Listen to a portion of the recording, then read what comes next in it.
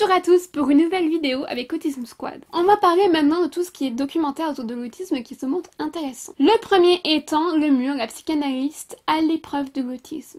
Ce documentaire est en deux parties qui alternent pendant tout le documentaire. La première, c'est une partie qui interroge des psychiatres et des psychanalystes. De toute manière, toutes les personnes que vous voyez sont des psychanalystes, hein. En tout cas, prônent la psychanalyse sur l'autisme, sur des sujets entourant l'autisme, et de comment ils perçoivent ça, comment ils traitent ça, etc. L'autre partie suit une famille avec plusieurs enfants autistes. Notamment un avec déficience intellectuelle et je crois qu'il y en a deux autres, peut-être un autre, je sais plus combien ils sont en tout, qui ont un autisme sans déficience intellectuelle. Ce film a pour objectif de montrer le retard et la bêtise de la psychanalyste et à quel point ce domaine n'est absolument pas compétent sur ce sujet et d'ailleurs n'est pas très compétent du tout. Donc il est assez intéressant. Par contre, attention parce qu'il y a des passages qui sont extrêmement violents dans les propos tenus par les psychiatres. Donc je vous conseille vivement de le voir parce que c'est très intéressant, c'est accessible à tout le monde. Autre point important par rapport à ce documentaire-là, sachez qu'il a été censuré par des psychanalystes du coup qui ont fait des procès et tout contre la réalisatrice qui a gagné du coup tous ces procès.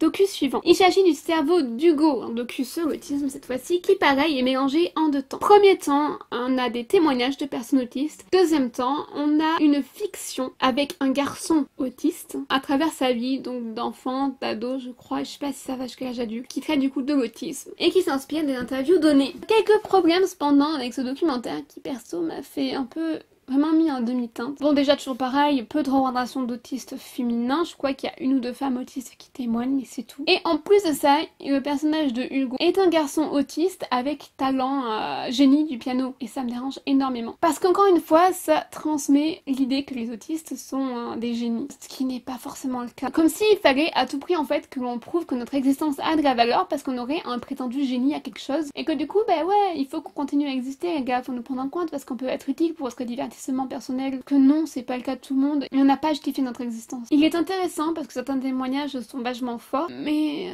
il y a à prendre et à manger. Encore une fois, je voudrais voir une fiction ou un documentaire avec l'autisme traité avec un personnage féminin, un personnage autiste dont l'autisme n'est pas au centre de son histoire, ou un autiste également, un ou une autiste qui fait partie de la communauté LGBT, donc que ce soit parce qu'il est trans, bi, gay, lesbienne, j'en sais rien, et qui n'est pas de don particulier, tu vois. Cette fois, on va parler d'un webdog qui est super intéressant. Donc, tout ce que je vous dis, de toute manière, vous avez les liens dans la description, ou sur le site, sur le syndrome d'Asperger. Donc, comme je vous l'ai dit, le syndrome d'Asperger est sujet à discussion. Ce webdog traite de l'autisme. Donc de l'autisme sans déficience intellectuelle, en les donnant les caractéristiques et surtout en donnant la parole à des personnes concernées. Tu as des interviews de personnes autistes de sexe extrêmement différents, de parcours extrêmement différents et c'est super intéressant parce que ça t'offre un large éventail de l'autisme et c'est pas négligeable. Donc tu as autant, j'ai pas compté mais